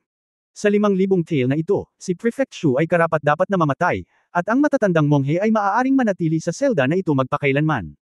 Natigilan muli si Master Kung Jing. Teka, anong nangyayari? Noong ito ay 10,000 taels, ito ay isang habang buhay na pangungusap. Bakit ngayon ay 15,000 taels, at isa pa rin itong life sentence? So what's the point ng pagdadagdag niya ng 5,000 taels? Nang itanong niya ang tanong na ito, sinabi ni Jingzi, ngayon lang, dadalhin ko kayo sa Jingzhou Prison habang buhay. Kung tutuusin, bilang mga monghe, nangikil kayo ng napakaraming pera ng insenso. Masama talaga ang epekto. Pero kalaunan ay nabalitaan ko rin na ang pera ng insenso na nakolekta ni Prefect Shu ay higit pa kaysa sa iyo. Kung ikukumpara, ang iyong mga krimen ay tila hindi masyadong seryoso sa iyo, kaya napagpasyahan kung huwag mong ipakulong dito si Jaisho. Tutal, ito ang iyong bayan, kaya hindi mo na kailangang pumunta sa Jingzhou para mamis ang bahay. Halos magmura si Master Kung Jing. Nasa kulungan na siya, bakit gusto niyang umuwi? Gayunpaman, alam din ni Master Kung Jing na hindi pa nasisiyahan si Jingzi sa presyo ng 15,000 tael, kaya agad niyang sinabi, "Oh, President Jing, tingnan mo ang utak ko, masyado na akong matanda. Namiss ko ang isa pa." May panulat na pilak. Matandang monghe, mas mabuting tandaan mo ito ng malinaw. Kung makakalimutan mo pa ang isa pa, naniniwala ka bang talagang ikukulong kita dito sa buong buhay mo? Sumulyap si Jingzi sa kanya at sinabing hindi nasisiyahan, ngunit pakiramdam niya ay walang laman ang kanyang puso. Si Master Jing ay lubos na nasisiyahan sa kanyang pagganap. President Jing, naaalala ko ang lahat sa pagkakataong ito. Kinagat ni Master Kung Jing ang kanyang mga ngipin at naisip, nakatanggap si Prefect Shu ng kabuuang 20,000 tael na pera ng insenso. 20,000 taels. Nasiyahan na si Jingzi sa halagang ito, kaya't hindi na niya hinayaang sumigaw pa si Master Kung Jing at direktang hamarang sa kanya, hindi ko akalain na si Gobernador Shu ay sakam na talagang kumuha siya ng 20,000 tael mula sa iyo. Ang pera para sa insenso. Kayong tatlo ay nagbahagi lamang ng 2,000 tael, na walang halaga kumpara sa kanyang 2,000 tael. President Jing, hindi mo ba kami kailangang ikulong ngayon? Tanong ni Master Kung Jing habang pinupunasan ang pawis sa kanyang ulo. Paano ito posible? Malapit nang magmukmak si Master Kung Jing. Ano ang silbi ng pakikipagtulungan sa akin? Napagpasyahan na niya na kung ikukulong pa rin siya ni Jingzi, hindi na siya magsusulat at mamamatay ng mag-isa. Si Jingzi ay talagang hindi mapagkakatiwalaan. Pagkatapos ay narinig niyang sinabi ni Jingzi, bagaman maliit ang perang insenso na kinukuha ninyo sa mga tao, ang bawat isa sa inyo ay may ilang daang tael lang, di ba? Kaya kailangan pa kitang ikulong ng ilang araw, kung hindi ay hindi papayag ang mga tao, di ba? Oo, Jing. Masyadong maalalahanin ng presidente. Napaiyak si Master Kung Jing sa tuwa. Tulad ng inaasahan kay President Jing, mas nag-iisip siya kaysa sa mga ordinaryong tao na tulad ko. Pagkatapos, si Master Kung Jing ay puro pambabala, at hindi lang siya basta-basta kumuha ng litrato, ngunit pinuri siya mula sa kaibuturan ng kanyang puso. Dati, siya lang ang nag-iisip na kaya ko lang umamin kay Governor Shu, pero nakagawa siya ng krimen pagkatapos ng lahat. Kung gayon, hindi ba alam ng mga karaniwang tao ang tungkol sa deal ng dalawa? Tungkol naman kay Jingzi, naisip niya na ang usapin ay magiging komprehensibo kaya't siya ay makukulong sa loob ng isang panahon at pagkatapos ay palayain, upang ang mga tao ay hindi makapagsalita ng anuman. Masyadong mataas ang ideyang ito. Kabanata 1140 pinatay ko. Si Jingzi ay talagang karapat-dapat sa papuri ni Master Kung Jing. Dahil ang orihinal niyang intensyon ay ikulong siya ng ilang araw pa. Ngunit pagkatapos niyang sabihin ang mga salita, napagtanto niyang may mali. Pagkatapos ng lahat, hindi pa naisusulat ni Master Kung Jing ang mga krimen ni Prefect Shu. Paano kung bigla niya itong pinasaya at tumigil sa pagsusulat? Sa hindi inaasahan, ang pagmumuni-muni ni Master Kung Jing sa sarili ay katanggap-tanggap pa rin, kaya tumango si Jingzi at nakangiting sinabi, ang matandang monghe ay isang matalinong tao din. Pagkatapos ay nagkasabay silang dalawa, at bago pa tumigas ang dugo ng kalbong ulo, nilustay niya ang insenso mula kay Prefect Shu. Ang singil na 20,000 taels ng pera ay isinulat. Sa pagtingin sa papel na may bahid ng dugo, itinago ito ni Jingzi nang may kasiyahan at itinaas ang kanyang mga paa para umalis. Sa oras na ito, dinilaan ni Master Kung Jing ang kanyang mukha at nakangiting sinabi, President Jing, sa tingin mo ilang araw ang nararapat para sa atin na makulong dito? Ibinalik ni Jingzi ang tingin sa kanya at malamig na sinabi, depende sa sitwasyon.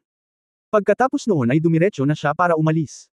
Matapos lumabas ng selda si Jingzi, lumapit ang matataba at payat na monghe upang palibutan si Master Kung Jing at nagtanong, Guro, ano ang ibig mong sabihin sa pagtingin sa sitwasyon? Sa oras na ito, hindi pa rin nag-aalinlangan si Master Kung Jing sa integridad ni Jingzi, at medyo nasusuklam na sinabi, tingnan, hindi mo ba naiintindihan ang sitwasyon? Naturally, hintayin natin kung kailan hinatulan ng kamatayan si Shu Wenxiang, at pagkatapos ay makakalimutan tayo ng mga tao at palayain tayo. Pagkasabi nito ay bahagya siyang tumango na parang proud na proud.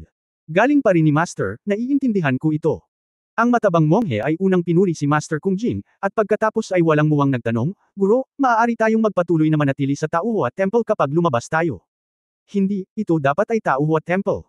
Sinulyapan siya ni Master Kung Jing at naisip, gusto ko rin pumunta, pero nakaalis pa ba ako?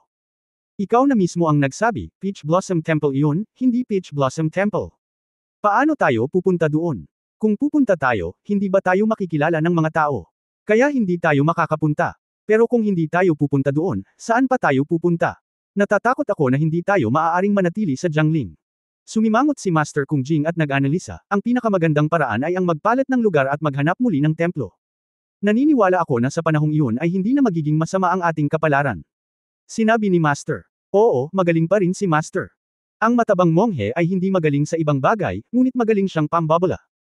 Ginawa niyang komportable si Master Kung Jing sa dalawang salita lamang. Guro, paano kung hindi tayo makalimutan ng mga tao? Sa oras na ito, ang mga salita ng manipis na monghe ay parang bolt mula sa asul, direktang sumasabog sa mga tainga ni Master Kung Jing, at silang tatlo ay natigilan. Kung malilimutan sila ng mga tao o hindi ay depende sa kung si Jingzi, na nakatanggap ng mga benepisyo, ay may kamalayan o hindi. Sa pintuan ng selda, maraming pulis ang nagbubulungan doon. Tumalikod din si Prefect Shu sa ilalim ng pamumuno ng pulisya. Napilitang umalis si Prefect Shu. Sa oras na iyon, iniisip pa rin niya na ang pinakamasamang bagay na magagawa ni Jingzi ay ang tanungin si Master Kung Jing.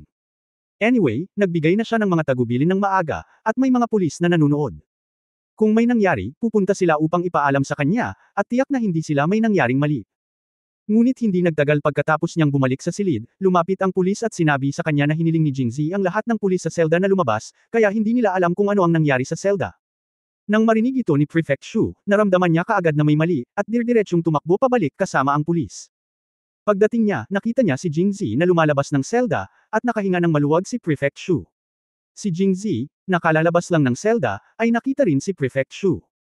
Nakangiti siyang tumingin sa kanya at sinabing, Prefect Shu, hinahanap lang kita. Oh, ano ang kinalaman ni President Jing sa opisyal? Haha, syempre, good thing. Nang marinig ang salitang, magandang bagay, biglang tumibok ang puso ni Shu Taisho, dahil palagi niyang nararamdaman na may something sa mga salita ni Jingzi. Kung gayon, bumalik tayo sa silid at mag-usap. Okay, mas kaunti ang alam ng mga tao tungkol dito, mas mabuti. Pagkatapos, sa pamumuno ni Prefect Shu, pumasok sila sa silid. Matapos maglakad ng ilang hakbang, isang pulis na si He ang tumakbo mula sa selda sa takot. Nang makita ito, napakunot ang noo ni Gobernador Shu at sinabing, anong problema? Ito. Tumingin ang detective kay Jingzi at nag-alinlangan, hindi nakaimik. Nakita ito ni Jingzi at ngumiti at sinabing, sasabihin mo bang patay na si Baldhead? Malakas na tumanggaw ang pulis. Sa katunayan, gusto rin niyang sabihin na pinalo ng mabigat na kamao si Baldhead. Siyempre, ang lahat ng ito ay sinuri nila batay sa malagim na pagkamatay ng kalbo na ulo. Sa unang pagkakataon na nakita nila ang kaunos-lunos na pagkamatay ng kalbo na ulo, tinanong nila ang mga bilanggo sa tabi nila, ngunit ang mga bilanggo na iyon ay maingat at nanatiling tahimik, kaya't sila ay agad na tumakbo palabas at tanungin si Shu the Prefect report. Kung sino ang pumatay kay Baldhead, handa nang lumabas ang sagot. Patay na ang kalbo. Tumingin si Gobernador Shu kay Jingzi na may parehong pagtataka sa kanyang mukha. Oo, pinatay ko siya. Nang makita ang walang pakialam na ekspresyon ni Jingzi, natahimik si Prefect Shu. Sa oras na ito, sinabi ni Jingzi sa malalim na boses, Prefect Shu, hindi ko talaga maintindihan. Ang kalbong ito ay nakagawa ng lahat ng uri ng masamang bagay, at napakaraming kaso ng pagpatay sa kanyang mga kamay. Bakit hindi mo siya patayin? Well, to be honest with President Jing, matagal nang gustong patayin ng opisyal ang kalbong ito, pero marami pa ring kaso na hindi pa nalilitis, kaya naantala. Nakangiting sabi ni Prefect Shu. Bakit kailangan mong i-interrogate itong hamak na ito? Patayin mo na lang siya. Hindi nasisiyahang sabi ni Jingzi. Oo, matapang pa rin si President Jing. Sa oras na ito, muling sinabi ni Prefect Shu, President Jing, ang dahilan kung bakit hindi niya pinatay ang kalbong lalaki ay talagang nauugnay sa kapangyarihan sa likod niya. Ang kalbong ito ay maraming kapatid sa labas. Ang mga taong iyon ay hindi mabuting tao, kaya hindi siya madaling hinawakan ng opisyal. Sumulyap si Jingzi sa kanya at lalong hindi nasisiyahan, kung gayon, hulihin mo lang siya at patayin, dahil hindi mo siya pinatay, ngunit nagpakasawa ka sa labas ng mundo. Ang katapangan ng mga taong iyon. Tama si President Jing, maglalagay ako ng notice mamaya at isa publiko ang pagbitay sa kalbo. Nang sabihin niya ito, si Gobernador Shu ay lihim na natuwa, na nag-iisip, hindi ka ba magaling? Ilalathala ko ang impormasyon na pinatay mo si Baldhead at tingnan kung ang mga taong iyon ay magdudulot ng gulo para sa iyo. Agad niyang sinabi sa pulis na nasa tabi niya, ano pa ang hinihintay mo? Bumalik ka kaagad at gumawa ng mga abiso, at ipaskil ito sa lahat ng eskinita at lansangan sa lungsod, na sinasabing ang kalbo ay nakagawa ng maraming masasamang bagay at pinatay sa selda ni Pangulong Jing. Naniniwala ako sa mga taong kilala ko, at lalo akong magpapasalamat kay Pangulong Jing. Sabi niya sabay kindat sa pulis. Oo, Gobernador. Naunawaan kaagad ng pulis at agad na tumakbo pababa, alam kung paano isulat ang notice na ito. Ang eksenang ito ay nahulog sa mga mata ni Jingzi, at alam na alam ni Jingzi ang maliit na kalkulasyon ni Shu Prefect. Kung tutusin, para ma-appreciate siya ng mga tao, pero sa totoo lang, sinasabi niya sa mga kalbong kapatid na siya ang pumatay sa kalbong iyon at naging dahilan ng paglapit sa kanya ng mga taong iyon at gulo. Pero di bale, pati yung mga scam na yon, kahit hindi sila pumunta kay Jingzi, pupunta pa rin si Jingzi sa kanila. Gatlang M gatlang M gatlang M gatlang M. End of this chapter. For more updates, click on the notification bell.